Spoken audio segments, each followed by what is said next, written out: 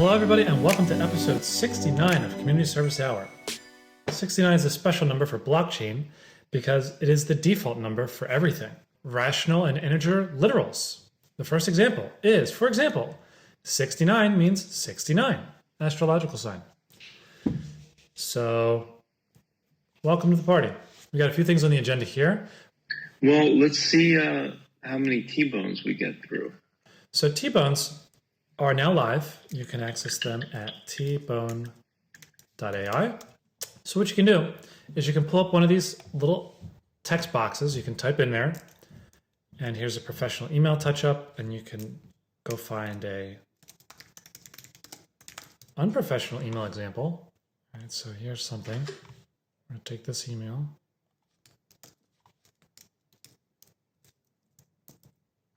Run it. Fun fact, T-bone, even when you log in using your email address, doesn't save your email address. It literally just saves a hash of your email address when you log in because I don't need your email address. So here you go. The input, you just paste in whatever you want, and then it gives you a professional email coming out. And I don't think, oh yeah, this didn't even have a subject, and it made a subject. Nice. Where were the grammar errors? I think, and how did I deal with them? I don't think this is a grammar issue, but let's compare.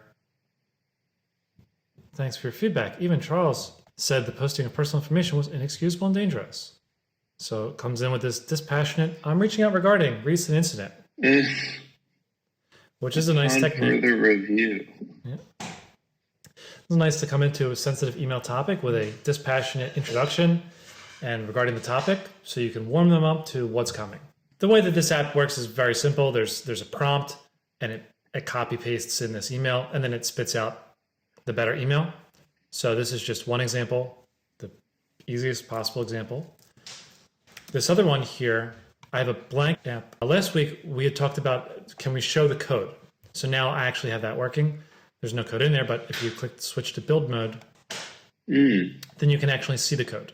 So if you own the app, so this is an app that I made, so this is created by member 2, and I'm logged in as member 2. Then when you switch to build mode, you can actually see the code. So I can save that, update app, and it will update it. Do you want to run it? Okay. And so now I'm running the new version of app number 3, as you can see in the URL bar here, app number 3.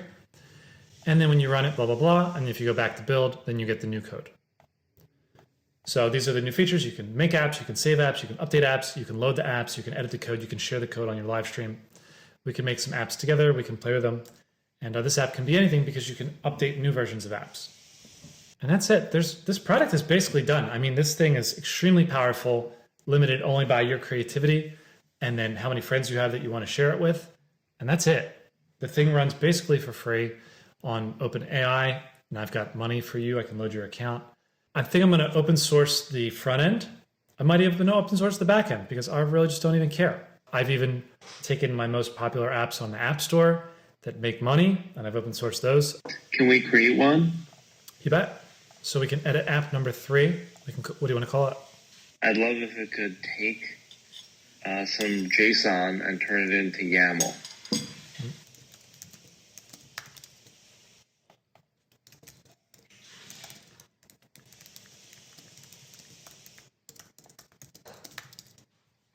Okay.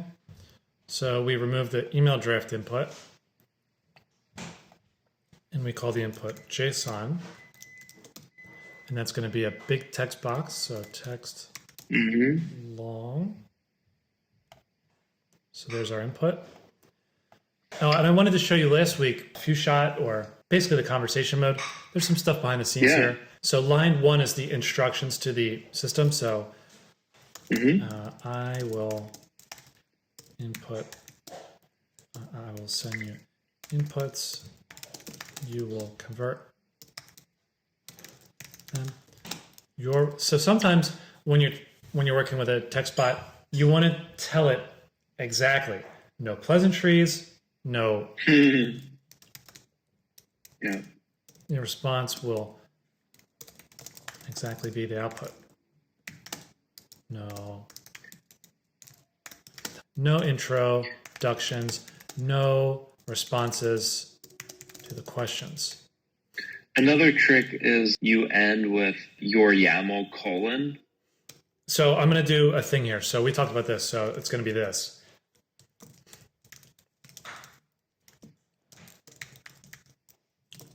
And then so. Oh, right. Examples. So this will just be name Bob.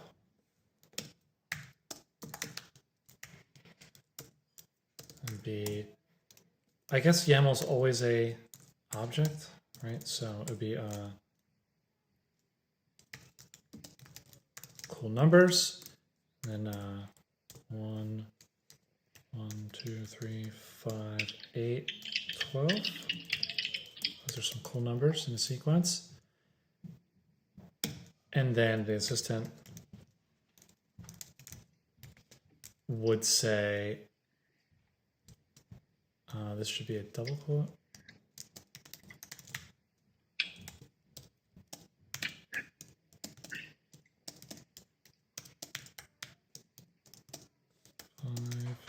Eight. So now then the next one is going to be, so then you got to do this.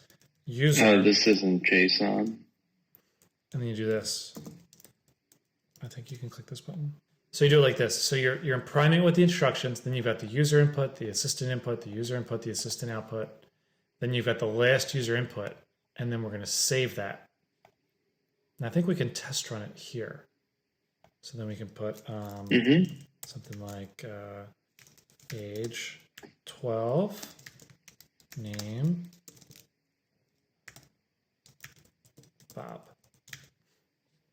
Bobby. And then test run. There you go. I gave you the exact output. Perfect. Now I guess we should do some edge cases too. So I'm going to give it an example here where it's an invalid input. That's always, you want to always think about edge cases. So we got an extra quote here. And then we can say,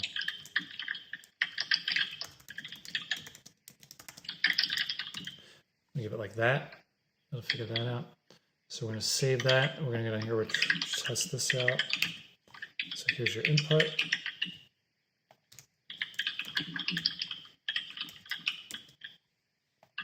Test run.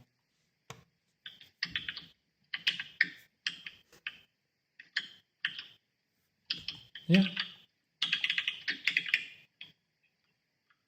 It's pretty good. So then I'm going to save this app, update app number 3. Okay. You want to run it? Yes. And you can paste it in here, hit run.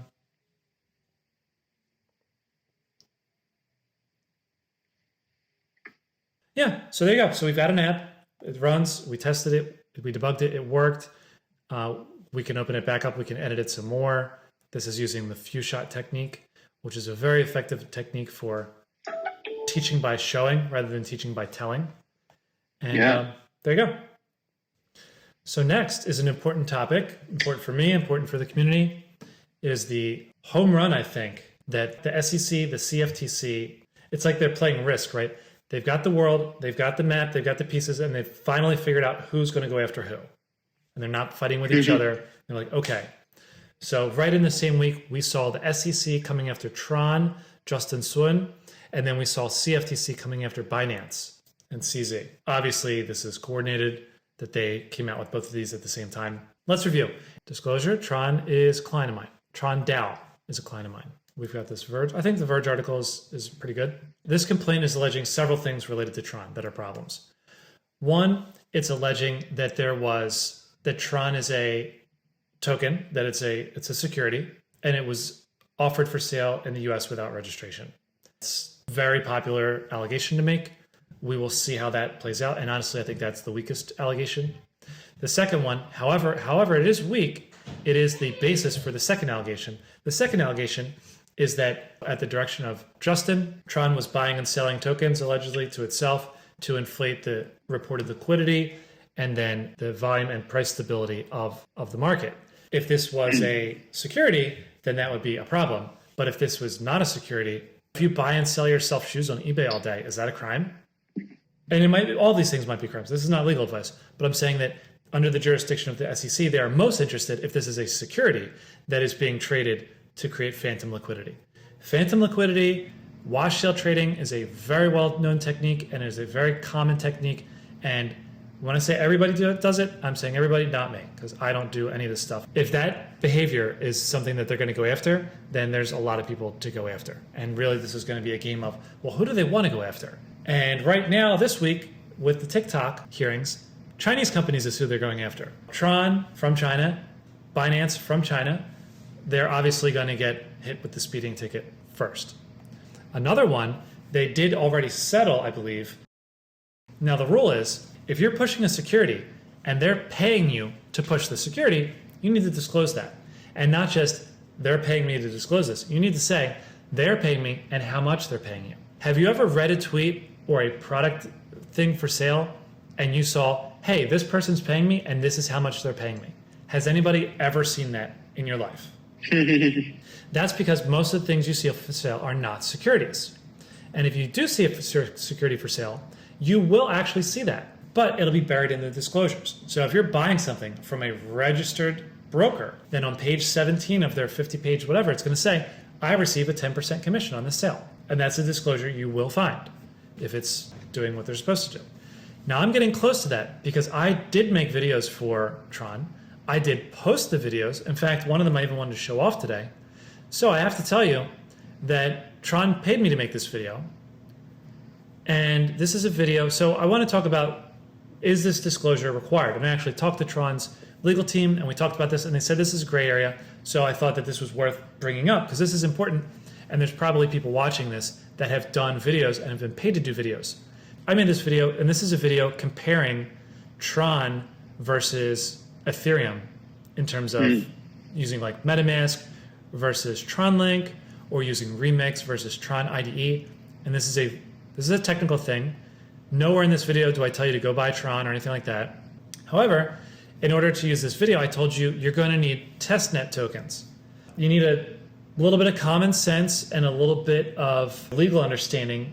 This video, I guess, tells people that they should acquire Ethereum and Tron testnet tokens. So am I pushing tokens? I'm pushing testnet tokens. Testnet tokens, if you didn't know, are free. Anybody can make them. You can't even buy them because they're for free. You can't sell them because nobody wants them. And anybody can make these things by yourself for free. It doesn't pass the Howey test. Nobody would call this investment because if you got it for free and everybody else can get it for free in perpetuity, I can't imagine there's any expectation of profit. So I'm pretty confident with what I did. However, I did take the time, I did think of this in advance, and I thought of this a long time ago. And so I did actually put a comment in there and I did say I get paid to do this. And I even went further because sometimes people get paid on a commission on the back end. So I wanted to explain any payments that I received up front and then any expectations of money that I have going forward. So I said, Tron DAO sponsored me in creating this video, and I do not get paid if you do anything in there. And I even linked to my ethics policy and I have a webpage about this.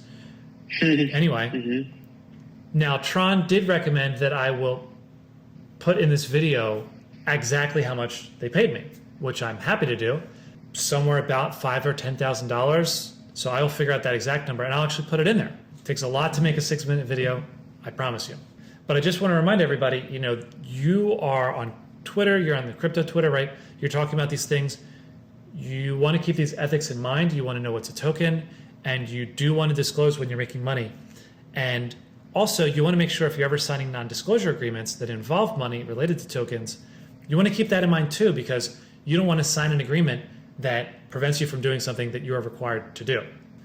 Second thing about Tron, I did talk about the USDD website. We don't have anything good to say about it on the last video. This is actually a video on Community Service Hour where we looked at the collateralization underneath of USDD, and there were problems. So I absolutely did not tell anybody to buy USDD. I did disclose that USDD is in the Tron realm, that Tron DAO is paying me, but Tron DAO is not paying me to make that video. And I'm sure if they saw the video, they definitely wouldn't want to pay for it because it wasn't, the most upbeat, positive.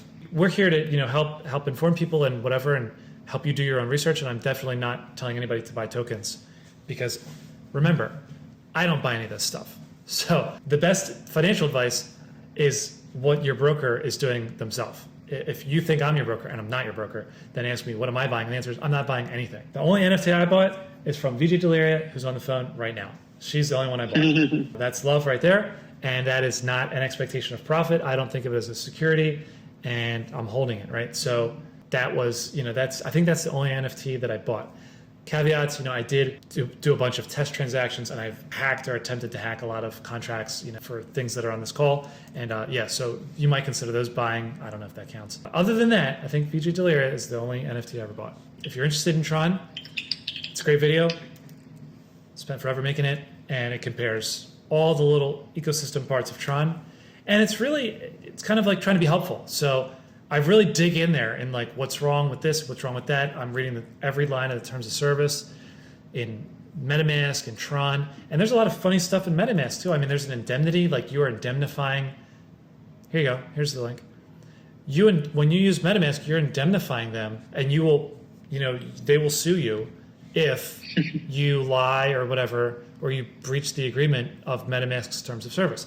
That's something you should know, especially since MetaMask is collecting your IP address and knows where all of your money is. If crypto is money, they can just come after you.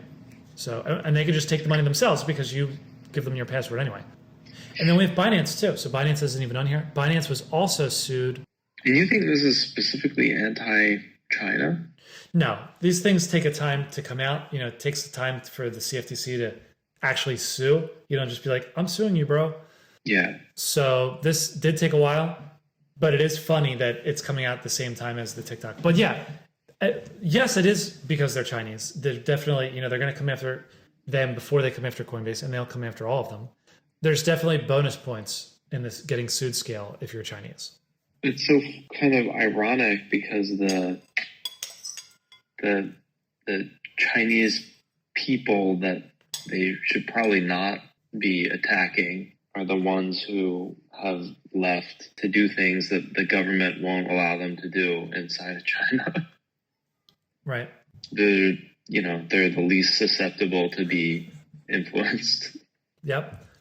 The other thing with CFTC, one of their other complaints was Binance telling people how to use VPNs to get around their login restrictions. I do know that today, Binance is actually pretty aggressive with restrictions based on where you live. They look at which mobile carrier you have on your phone, and they're like, you say you're logging in from Spain, and Spain doesn't have AT&T. Nice try. You're blocked. Upload your passport. Have a nice day. Isn't it interesting that the CFTC labels Ethereum as a commodity, like in a few months ago in a court ruling, but then the SEC calls it a security? Like whose rules would you follow at this rate? Nobody. So this is the game of risk we were talking about. And really, they could just both sue you. So the only risk is that it just makes them look dumb. There'll be some house hearing. Also, now do remember that Ethereum is special because they switched from a not yield generating product to a yield generating product. Maybe like that is not a technical, legal, or tax determination right there. But at a minimum, you've got to admit that Ethereum has changed in the past year.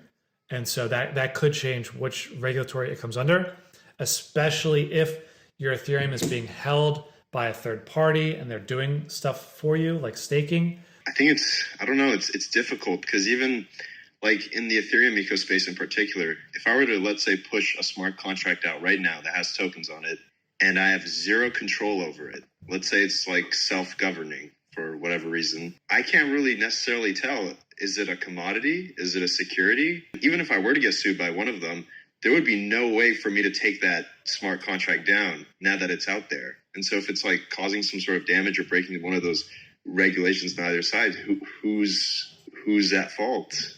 I don't believe the CFTC or the SEC in these two instant cases are talking about taking anything down. The complaints are usually always about the marketing and the market manipulation. Telling people to buy things in the US when they're not registered in the US as a security. These are the problems. If you're doing that, if you're marketing it for sale, whether or not you deployed it as a smart contract or something else, if they had infinite resources, they'd probably come after you. It kind of feels like that tactic where, it's being leveraged. It's being promoted in an unwise manner in the market space, I feel like that they're just using that as a mechanism to go after you. I feel like they're always going to find some sort of nitpicky attribute to like take something down, not take something down, but suppress them, I guess. Didn't Kraken have like a similar issue like not too long ago?